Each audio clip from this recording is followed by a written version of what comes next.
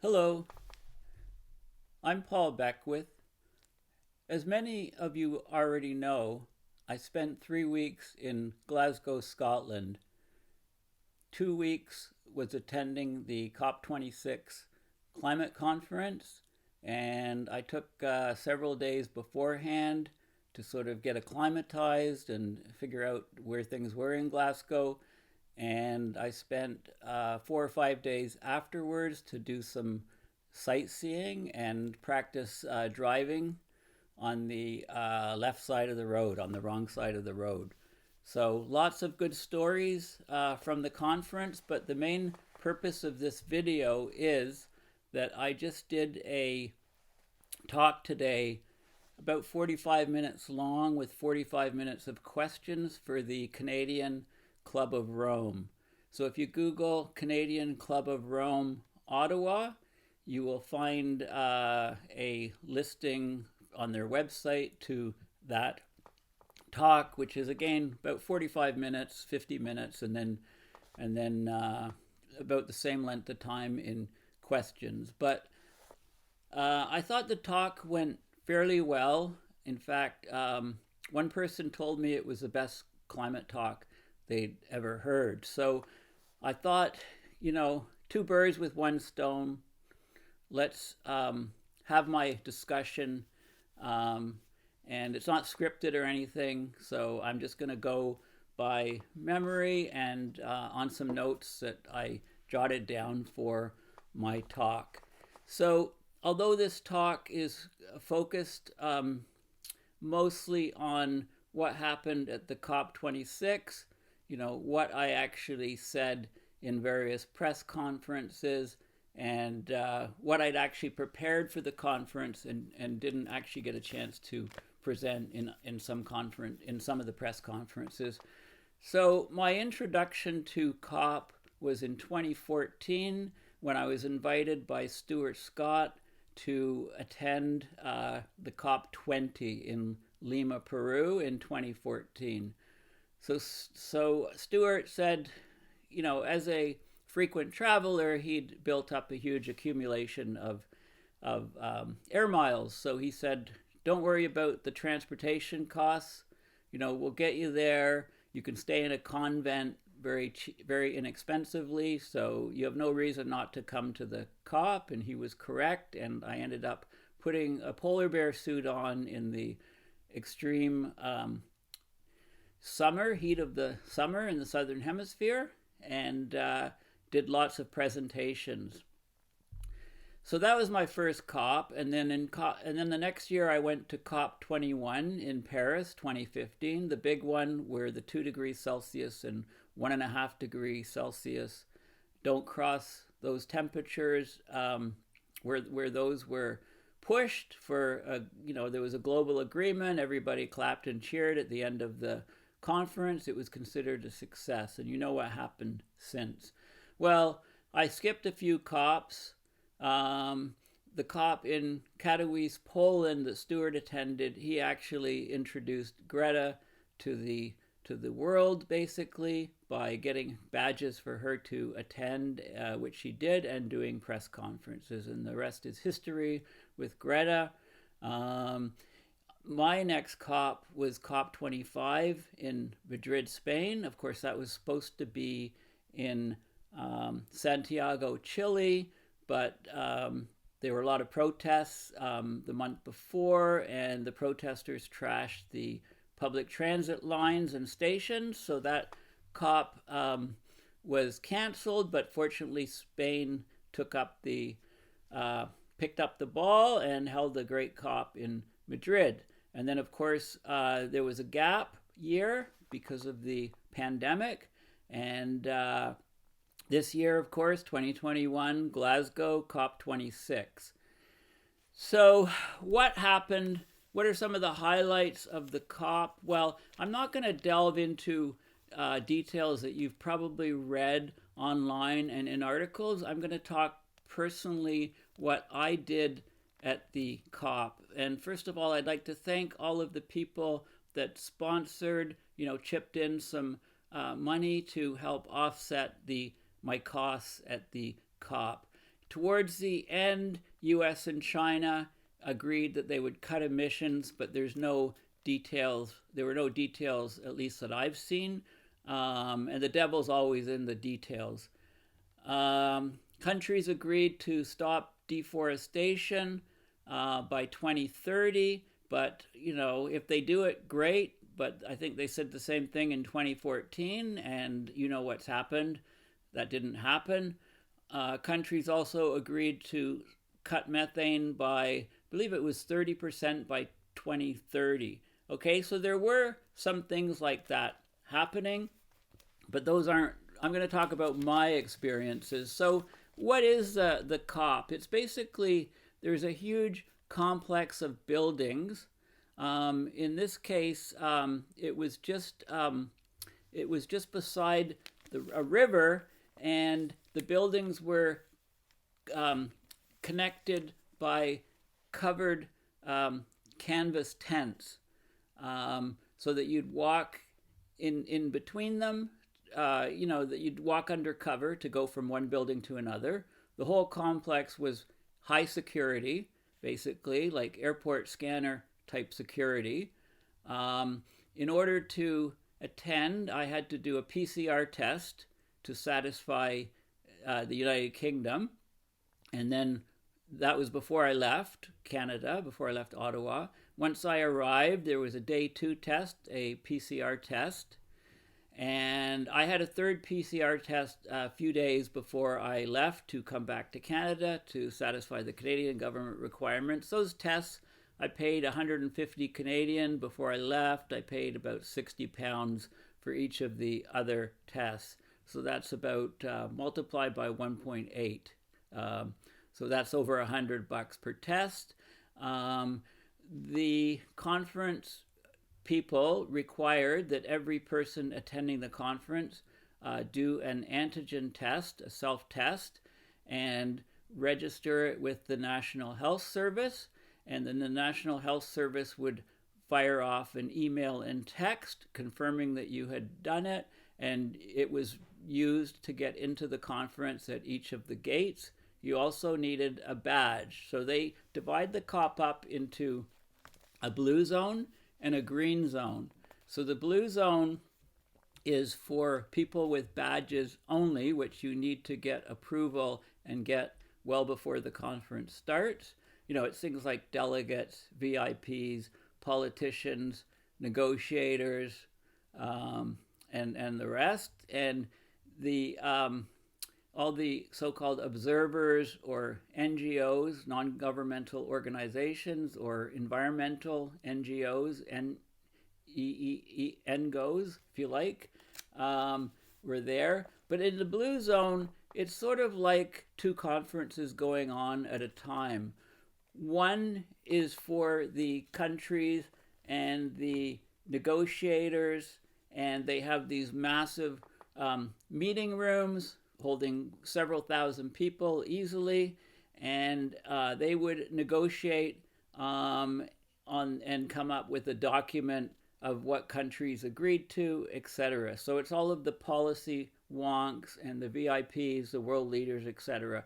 But that's quite separated. The people with the badges to observe are actually not allowed to get into most of these meetings, which is very unfortunate. That's why I mean it's sort of like the blue zone is like 2 separate conferences.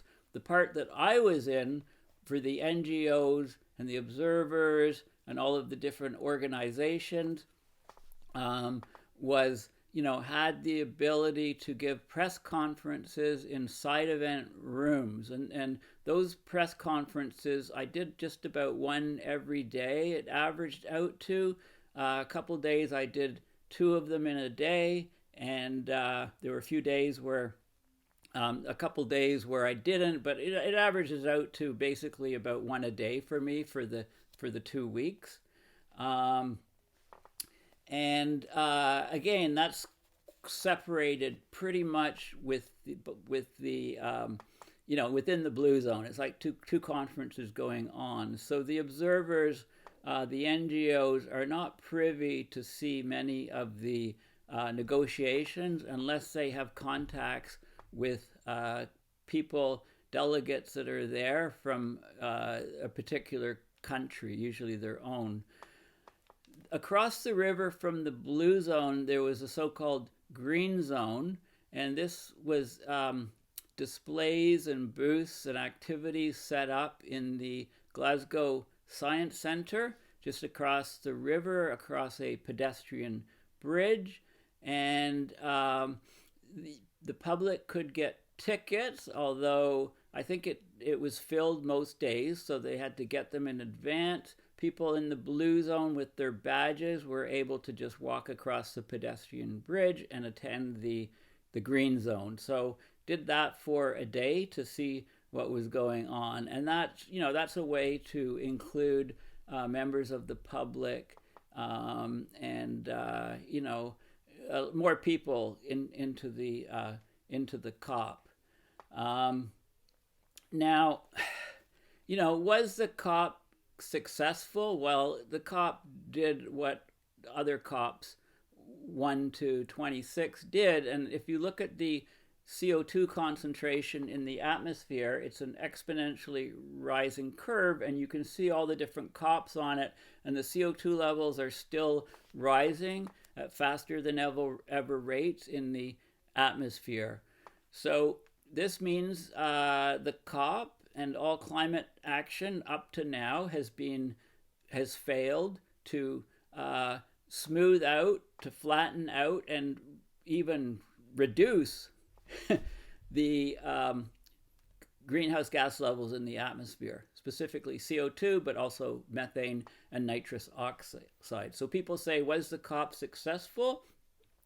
I say that CO2 levels is the most important metric, and it's continuing to rise exponentially. So therefore, this COP, like all other preceding COPs, has failed to put a brake, let alone flatten this CO2 curve. So we continue to change the chemistry of the atmosphere and oceans to the detriment of all life on the planet. The other key metric is that governments continue to subsidize fossil fuels at ever increasing rates to the tune of trillions of dollars. Many governments promised in 2019 to reduce and get rid of eventually subsidies on fossil fuels, but that is still not happening. Some people were hopeful that the money to restart the economies after the reduction because of COVID-19 would be directed into renewable energies and other things to address climate change, but unfortunately that opportunity was missed. That did not happen. Most of the recovery money to get out of the pandemic, which we're still in, of course, partially, it went into fossil fuels. It went into business as usual. It went into the same old thing. As Peter Carter often says, it's the crime of the century. It's genocide. It's just killing life on this planet. So those are the key things. So let me talk a little bit now about what I did personally myself. So I brought an air quality detector. I got it from Best Buy. The company is Air Things, and it detects 6 different things. It detects the temperature, the relative humidity, the CO2 level in parts per million, the radon gas concentration, the pressure, and the VOCs, volatile organic compounds. So I carried this in my pocket for the entire trip, and it was connected via Bluetooth to an app on my phone where I have all the data and reams of data. A couple of the most interesting things I found were on the flights. So I focused mostly on the CO2 levels wherever I was. Now, when I got on the airplane, while the airplane is sitting at the terminal, the engines aren't on, so the ventilation system is not working up to speed. Maybe it's working a bit on auxiliary battery or generator, but as a result, as people are loading onto the plane, the CO2 levels went quite a bit higher than the nominal, which is the external level of CO2.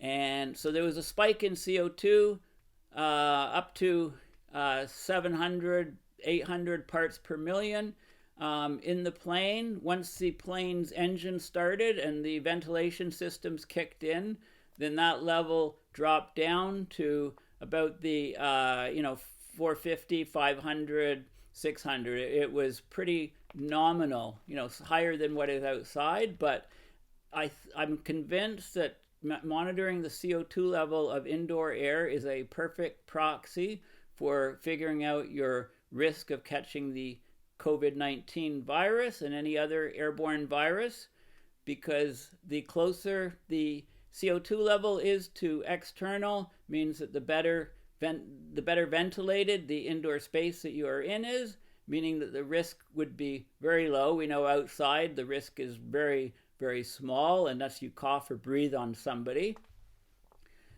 When the long haul flight across the Atlantic, the CO2 level, even though the plane was loaded, the CO2 level stayed fairly low. It was like the 600-700 parts per million. It was KLM. The plane was very well ventilated.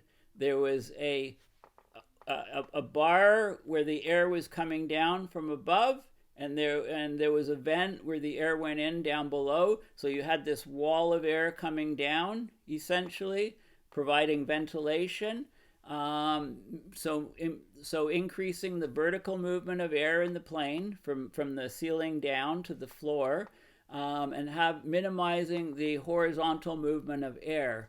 And that way there would be less spread of any virus if anybody had the COVID-19 in the aircraft. So, and the nominal levels of CO2 stayed fairly low. Of course, when the plane landed and the engines were shut off and the plane was towed to the hangar, or while it was in the hangar before people had time to deplane, they call it, the CO2 levels once again spiked. And so it depends on how efficiently they load and unload a plane as to what the risk is. But that's the riskiest part of the whole flight. A couple other interesting things is that some of the airports, like Amsterdam Airport, where I guess they've done a lot of construction with concrete, the radon levels were much higher than I expected. Radon comes from the ground, from concrete, from the materials that are within the concrete.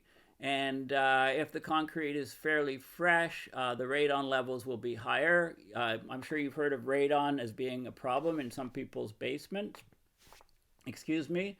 A couple other interesting things which I knew already is the relative humidity in the plane gets extremely low. So on these long haul flights, maybe down to 10 or 15% relative humidity, which that irritates people's eyes, their throats.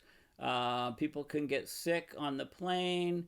So the planes can do a much better job of having humidifiers to bring up the humidity. It's because they're exchanging the air inside the plane with the outside air, and at those altitudes, 39,000 feet, the air is very dry outside, so when it's brought in, it's extremely dry. So they need some better humidification systems in aircraft. And again, that would reduce the chance of viral transmission.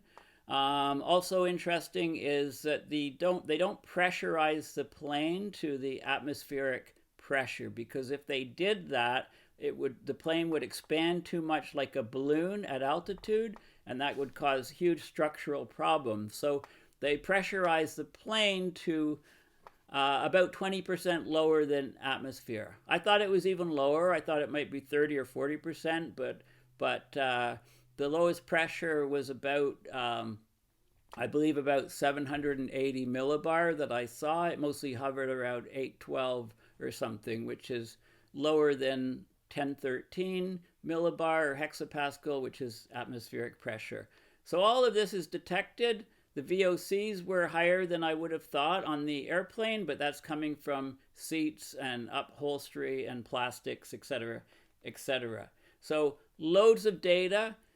You would never guess where the lowest CO2 level readings were in Glasgow. So Glasgow latitude is 55 degrees north. The reason why it's a fairly moderate temperature being that far north is, of course, because of the heat coming across the Atlantic with the Gulf Stream. Okay, that heat, heating Eastern Europe. If we were 55 degrees north in Canada, we'd be extremely cold. I mean, Ottawa is only 45 degrees north. Toronto is about 43 degrees north latitude. So all the way up at 55 is Glasgow. So because we know that CO2 increases with latitude, you would expect readings of maybe 450, 460 parts per million at Glasgow latitudes. Of course, nominally it's about 420 parts per million as measured at Mauna Kea in the Hawaiian Islands. So I actually recorded a CO2 level of about 415 parts per million in a particular building in Glasgow, and it was at the local casino where I went to converse and poll the local Scottish population. Actually, it was almost exclusively male. So they had poker games going, which I played in a few before the conference started, and after the conference finished. I managed to finish miraculously about 10th out of 180 players. The problem is that I had a huge deficit in the game because I could only understand about 70% of what the local Scots, and it was about 178 males and about 2 females, what they were talking about. I could only, the Glaswegian accent is so strong and so thick, even though my mother is Scottish. And it's not, I've heard Scots speak many times. I could only understand about 70% of what they were saying. And they could understand 100% of what I was saying. So this was a very unfair advantage, I thought. But I, managed to poll lots of people on, what they thought of the COP. Of course, there were signs all over, posters all over, in walkways in the transportation systems. And the transportation systems, a bus interfacing with the subway, interfacing with trains, was top-notch, very frequent service and excellent, way better than anything we have in North America. And that great service is typical of most European cities. So, the locals, they all knew this was a big deal for Scotland. It was one of the the COP26 conference in Scotland was one of the biggest deals for Scotland in many, many years. I'm not sure on the final numbers of attendees, but anyway, 20,000, 30,000, 40,000, I'll talk about, should these things just be stopped? Like, what's the point of the COPs anyway? The young people were there in large numbers. Greta took the train in, and she was there the first week, and I think November 6th was the biggest climate march. I uploaded a video as I walked through it on my way to the COP. Some of the papers were reporting numbers as high as 100,000 people attending. Others say it was more like 80 or 70,000. But anyway, huge numbers of young people, very upset, very vocal, very concerned about climate change.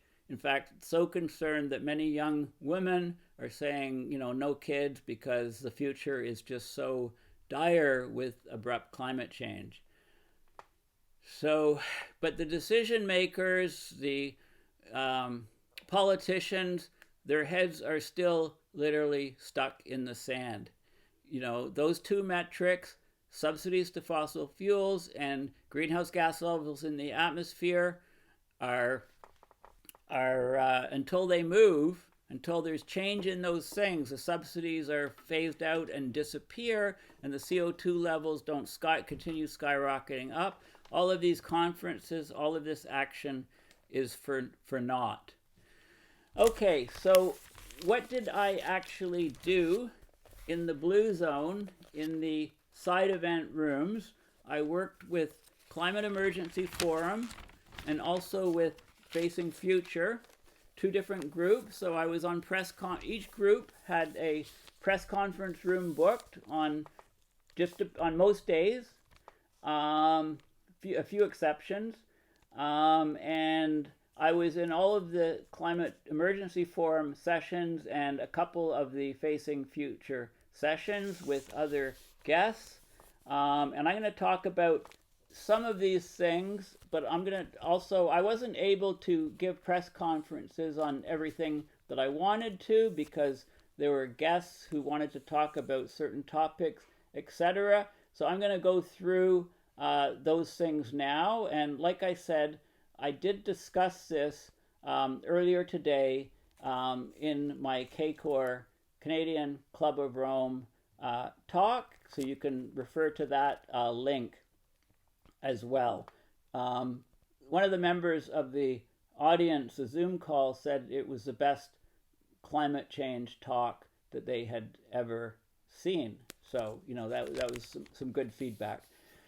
Okay, so I'm going to go through the sessions that I'd had planned with the Climate Emergency Forum people, and also my own sessions that I wanted to do. And like I said, we just didn't have enough spaces. We lost some conference spaces, press conference spaces, so I wasn't able to give as many as I was hoping, but I still did something pretty much almost every day.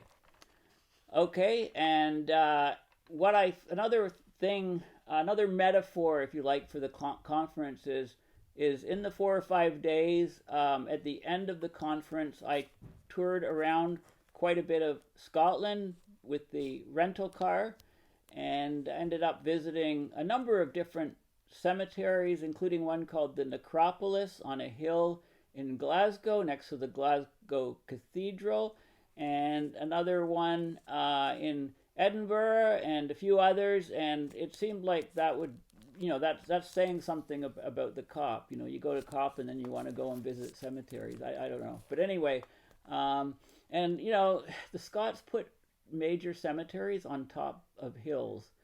And I'm not sure why. I mean, the dead have a great view of the countryside. So I couldn't help thinking when I was up on in the Necropolis, the city of the dead in Glasgow, on the top of the hill, what if there is an atmospheric river like the one that's been repeatedly hitting British Columbia? What if there's one of those torrential rains and it causes a landslide down into the cathedral? And of course, the landslide would contain skulls and bones and, you know, huge numbers of what's left of people that were buried on the hill. I mean, it's a massive cemetery. There's like tens of thousands of people buried there, with only about 3,500 or 4,000, something like that, gravestones marked. So many unburied people, maybe many graves unmarked on that hill. So if there was a landslide from torrential rains, that would be, you know, going down into the church, that would be very symbolic. But then again, maybe the bones would hold the earth together. Maybe they'd be less prone to landslides. They're like the roots of trees, if you like. So I don't know, just a thought. Anyway, okay, so here's what I talked about, or what I slipped into many press conferences. Most of these topics were covered. The first, and they're not in any huge order, but the first was carbon dioxide drawdown via ocean pasture restoration. The night before, so this was a 30-minute session in the press room.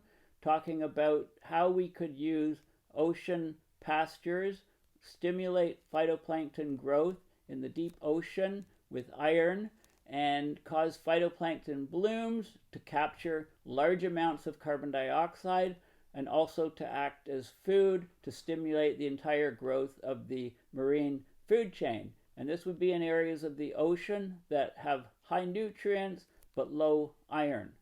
And so I spoke with Russ George via Zoom for about, I don't know, half an hour, maybe almost an hour the night before, finding out all about his projects, because of course he's the person in Canada in 2012 who seeded the ocean off Vancouver with a Haida Gwaii contract and put in like 150 tons of iron sulfate, stimulated a massive phytoplankton bloom, which was detected by satellite, and the salmon runs on the west coast hit record levels when Fisheries Canada expected them to be dismal. Okay, so lots of carbon was captured, and there was definitely a stimulation of the marine food web. Alex Carlin was there, and he's basically a rock star in Russia. He travels all around. He's an American musician. He's basically a rock star in Russia. So he travels around the country by train, playing rock music from the 70s and 80s and maybe more current stuff. He knows every Beatles song, I think, by heart, and he's a very dynamic and great speaker. And I was on that press conference with him and other people, and he was just fantastic. So go to the Climate Emergency Forum, Google Climate Emergency Forum, and look at the videos that are coming out about once a week. And there's many that were taken at COP of myself on the panel. So this is a huge, scalable, relatively inexpensive way to draw down CO2 from the atmosphere. Do it in the oceans. Oceans can't, the phytoplankton can't catch fire. One of the problems we're seeing with trees storing carbon is that they tend to go up in smoke when it's too hot and too dry, and there's a spark. Okay, so water and the hydrological cycle. Crumbling coastlines, storm surges, and massive flooding. Okay, especially up in the Arctic, there's a lot of permafrost in the ground, and when it's along a coastline and thaws out from the water temperature, the water's cold, that it's above zero, of course. It's thawing the permafrost, and then we're getting collapses of coastlines and recession of coastlines at very high rates. With the lack of sea ice, the wave action is much higher. We're getting coastal erosion, and we're getting massive flooding, of course, along coastlines. Think as bad as these atmospheric rivers are in BC, it's not a new phenomena. Okay, California has had atmospheric rivers for a long time. One of them, in fact, is termed the Pineapple Express, because it originates in the Pacific near Hawaii and comes over into California. And if it falls on land that has been exposed to wildfires, it causes huge landslides and so on. Well, with climate change, the ocean has warmed, the jet streams have changed. These atmospheric rivers became a big deal in British Columbia, in Canada.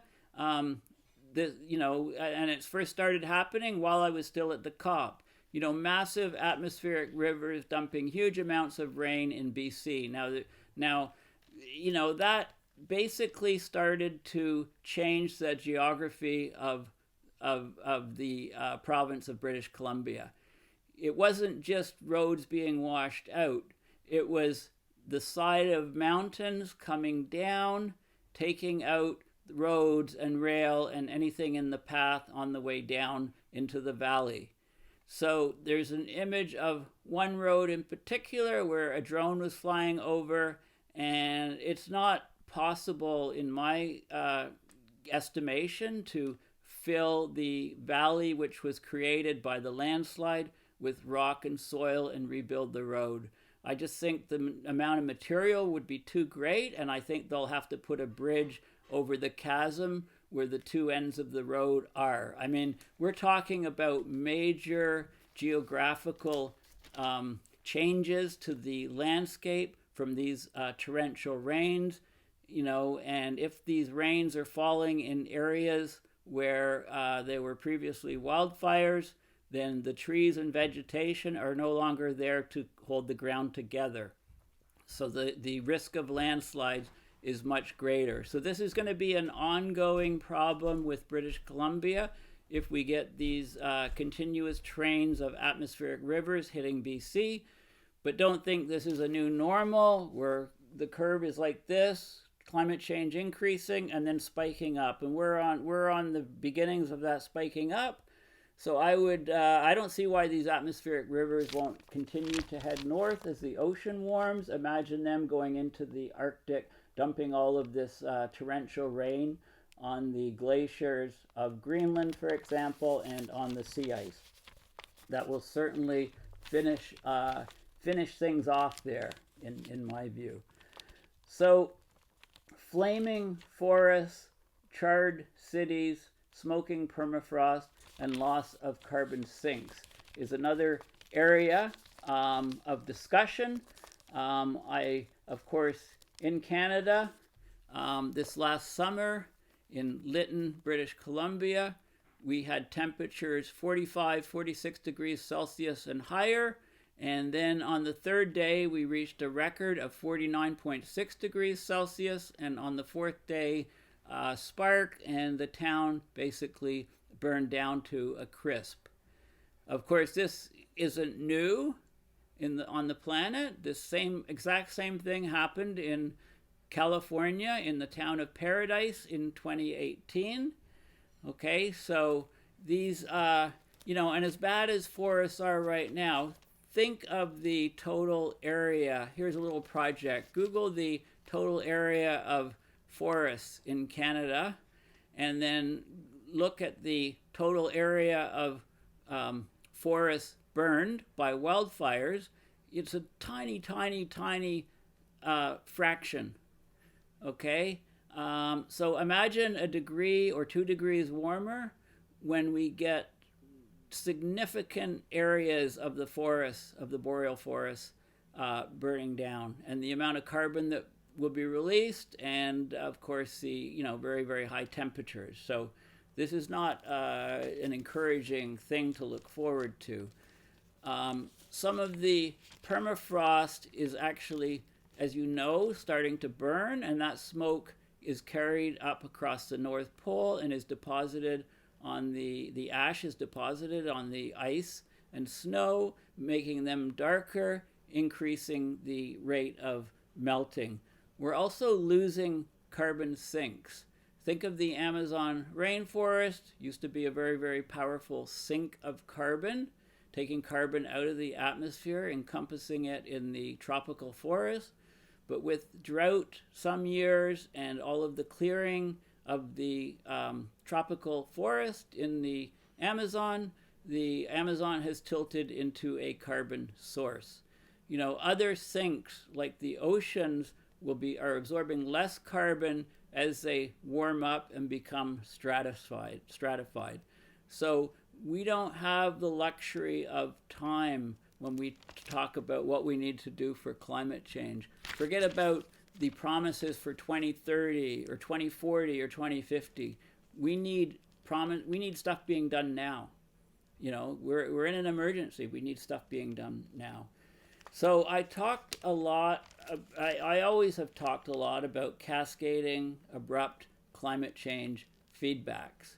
Okay, one thing leading to another thing. So I tried to slip in information on these cascading feedbacks as much as I could. and to talk about the increases in the frequency, severity, and duration of extreme weather events.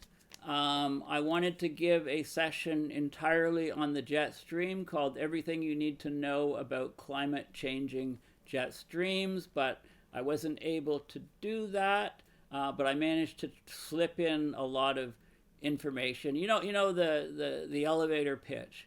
Okay, the Arctic is warming like crazy because it's losing the white snow and ice, replaced by dark ocean or dark land underneath. So the energy being absorbed in the Arctic is greater and greater and greater, with less ice and snow to melt. The heat goes up into warming the temperature. So the Arctic is warming. It's not 2 times. It's not twice the global average or even 3 times the global average, as people still continue to say. It's 4 to 5 times the global average. In fact, the closest number from what I see is about 4.5 times. And that's if you average it over the whole Arctic, and it depends on what you define, where you define the Arctic, what latitude you define the Arctic as starting at. If you go to the high Arctic, it's even 7 or 8 times faster. So the temperature gradient to the lower latitudes decreases as the Arctic warms like crazy, and that means that the jet streams slow down and become wavier and become stuck in place, and this causes global climate mayhem. I call it weather wilding, weather weirding, and weather whiplashing in the climate casino.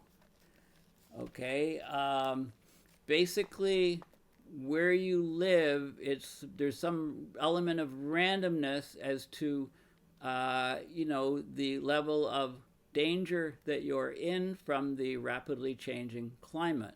So if you happen to be unlucky in the climate casino, and you can have torrential rains submerging and destroying your house, your place of employment, your business, in fact, your whole city or whole region even. Whole region as in BC recently, whole city as in, many, many different cities. Look at New Orleans from Katrina, right? So if you're unlucky in the climate casino, then you get nailed. Okay, so I also talked about the meme of money fueling planetary destruction. Okay, this was going to be a whole separate topic. This is something that was dear and foremost on Stuart Scott's mind. And we had a little memorial service for Stuart. We had his ashes. Cynthia had his ashes. So we met on the pedestrian bridge between the blue zone and the green zone. And we had a little ceremony, and Cynthia started spreading his ashes. Now, I was downwind, and I wasn't thinking too much about the wind. I didn't think it was that much on the bridge, but some of the ashes of Stuart were blown in the wind, and I swear I got a mouthful, and I got a bunch on my suit as well. So I left them on my suit for a while. I had part of Stuart with me, so you have to have a bit of a sense of humor of this. Don't ask me what the taste was like. It's ashes. But anyway, the meme of money. Okay, I mean, money, follow the money. You've heard that one. Economists are always talking about GDP growth, and we've got to keep growing the economy, and they were able to do this for hundreds of years, but they had a lot of help from the growing population. So as population growth, rate of growth slows down,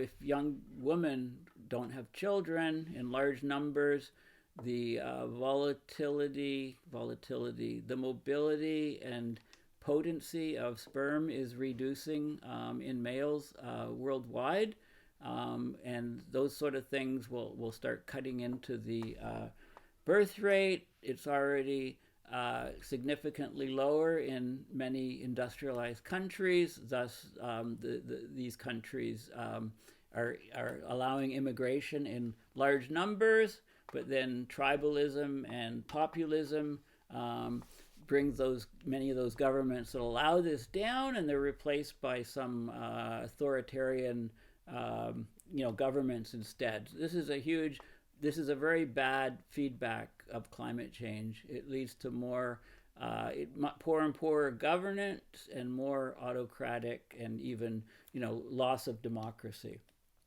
That's a whole other issue. But the meme of money is very important. I talked also about oceans in peril quite a bit, the heating of the oceans, the stratification of the oceans, ocean acidity increasing, and deoxygenation. And they're all tied together. Of course, the oceans absorbing over 93% of the heating on the planet is going into the oceans. And this is, of course, very destructive to coral reefs. It causes stratification of the water because the warmer water floats on top. It's a lot lighter than the colder water below. Of course, density is an important factor. Salt is an important factor, salinity on density as well. But you tend to get stratification of the ocean, less vertical mixing, so less oxygen and nutrients. Less oxygen goes downward and less nutrients come upward. So it's a double whammy. The deoxygenation deeper down is very harmful to marine life, and the lack of nutrients at the surface reduces the amount of phytoplankton that can grow.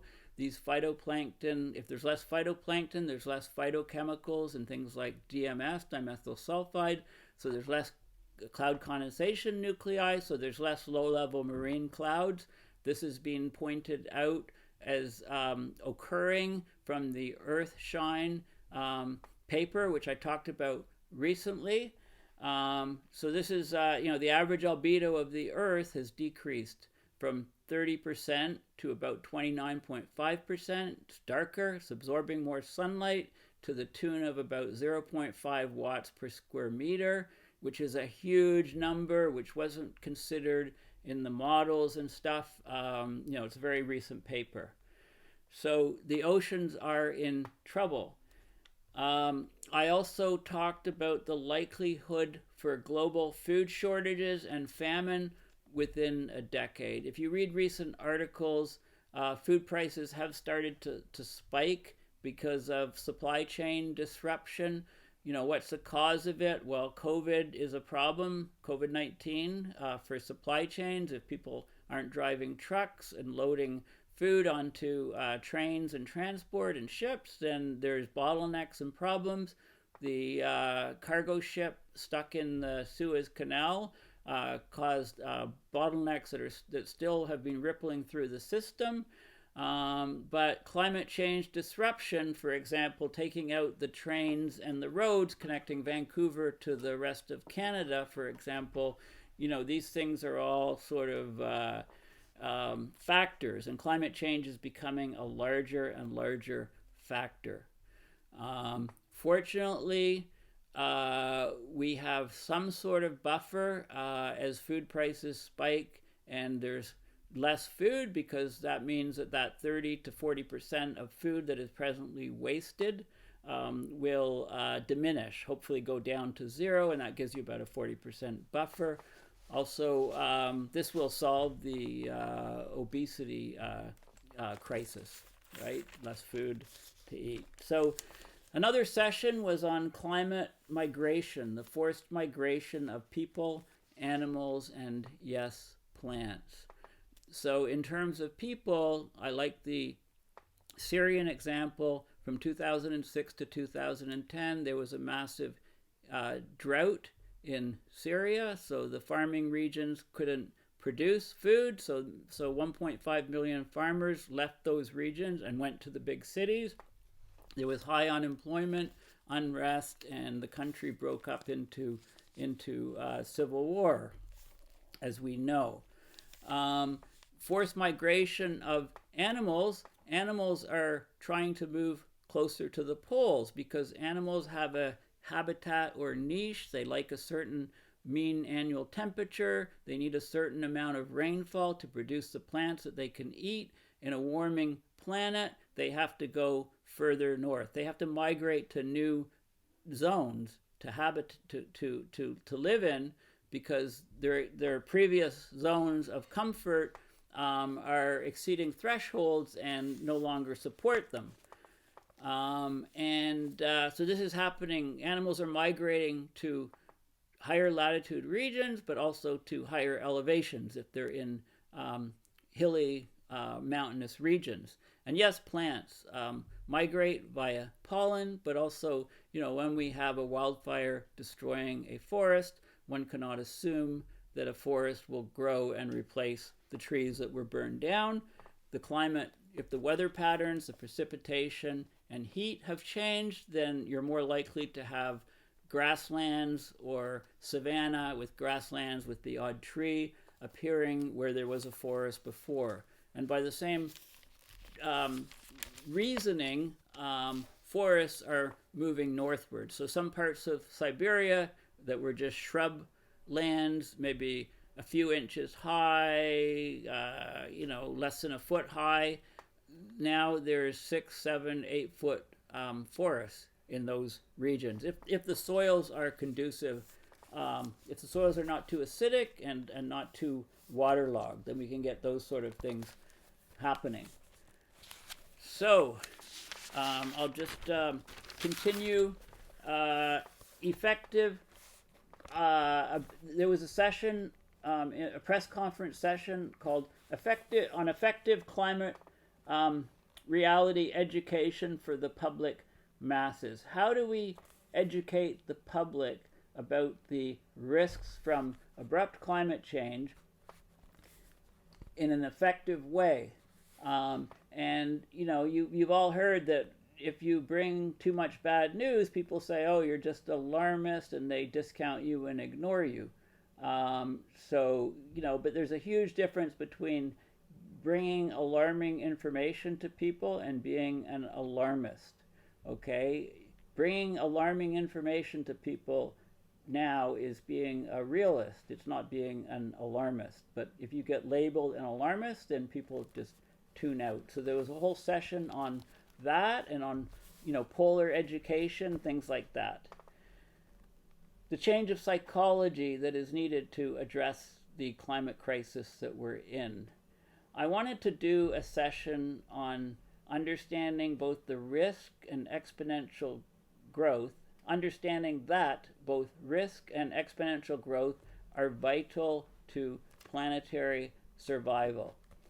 The exponential function is not understood by many, many people. It's not intuitive. The best example is you have weeds growing on a pond and they're doubling in area every day, and after 30 days the pond is completely covered with weeds.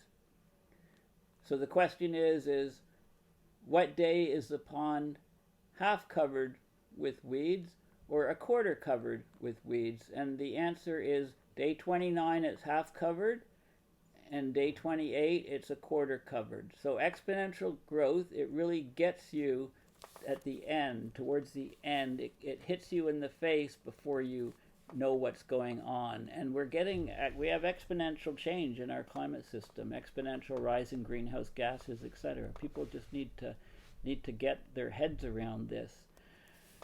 I talked about fossil fuel subsidies leading to the destruction of life on Earth.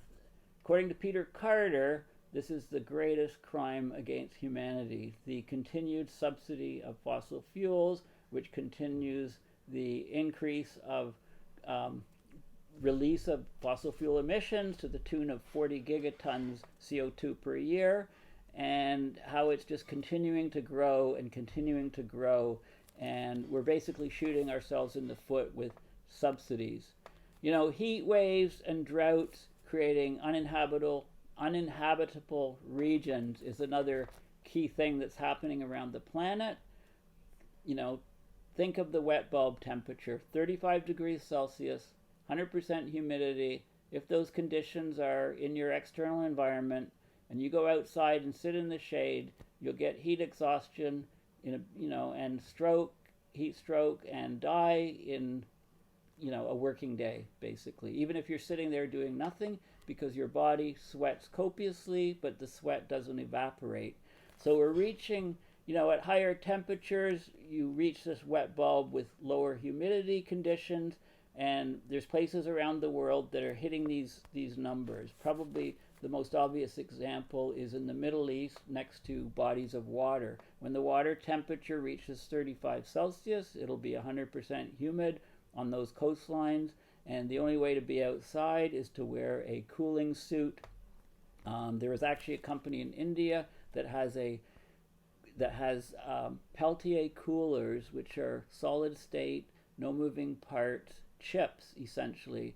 You apply a voltage to it from a rechargeable battery, and it can cause cooling, so the clothing can actually cool you. Okay, so I can see that being in great requirement as the world continues to warm and we reach these uninhabitable conditions outside. I wanted to have a session on our global dimming Faustian bargain or Faustian dilemma, what to do about it. The recent papers show that the aerosols, they provide a cooling of anywhere from 0.5 to 1 degree Celsius, and if we were to stop all emissions, the temperature of the planet would warm significantly, and we know this would happen over continental regions. So that's a whole topic unto itself. I mean, but there's just only lack of sessions. 2 weeks wasn't long enough. I needed multiple sessions every day to get through all this stuff. But anyway, scientists yell from rooftops, politicians go blah blah blah. Okay, one of Greta's now famous comments was, politicians do this and say this and blah blah blah, and this is exactly on the mark. As far as scientists yelling from the rooftops, you know that I've been doing it with my videos for many years. More and more scientists need to come on board, step out of their comfort zone, and let people know about the grave risks that we face. Did a very interesting session with Stephen Salter on marine cloud brightening. The idea of pumping salt water through very small nozzles, creating small salt water droplets. The water evaporates, leaving salt crystals. The salt crystals are tailored to be a perfect size to act as cloud condensation nuclei. So when the water vapor condenses and forms the clouds are composed of extremely small droplets, and thus they're very, very white and reflect a lot of sunlight away. Also, because the droplets are very small, these clouds are long-lived clouds, right? Because the collisions of the water droplets makes larger droplets, and eventually the cloud rains out. But when the droplets are tiny, it takes a lot longer for that process to occur. Also, of course, there's sessions on human health decline and spiking climate change mortalities. Just look at the particulate matter from fossil fuel burning is killing 8, 9, 10 million people per year. Not only is it doing that, it's not just the increased mortality that's occurring, but the life expectancy is significantly dropped. 6, 7, 8, 9 years in some countries, and even a couple of years, a year or two in North America. You need to look at the most important way to look and assess these mortalities is look at the overall mortality. You need to have tallies of all of the funeral homes and get a total mortality over time. Plot it, you'll get different spikes, which you can attribute to, say, coronavirus or a huge dust storm in one region. So you can look at it in different regions, and those studies need to be done to get a true assessment. Also, climate restoration is always first and foremost in my mind. I call it the triad, where we use a three-legged bar stool approach. We have to slash fossil fuel emissions, we have to cool the planet, and we have to remove carbon dioxide and methane from the atmosphere to try to stabilize the climate. Anyway, I think this is one of my longest videos, but I think it was well worth it. Please check out paulbeckwith.net, subscribe to my YouTube channel, have a look at Climate Emergency Forum, and have a look at Facing Future. And I want to thank you for the support, and for, I guess my biggest ask is please distribute these videos far and wide. The more people that know what's going on, the more chance that we can get change, a tipping point in human understanding of all the risks from abrupt climate change, and do something about it. Thanks again, and bye for now. No Shackleton, sorry. Next video.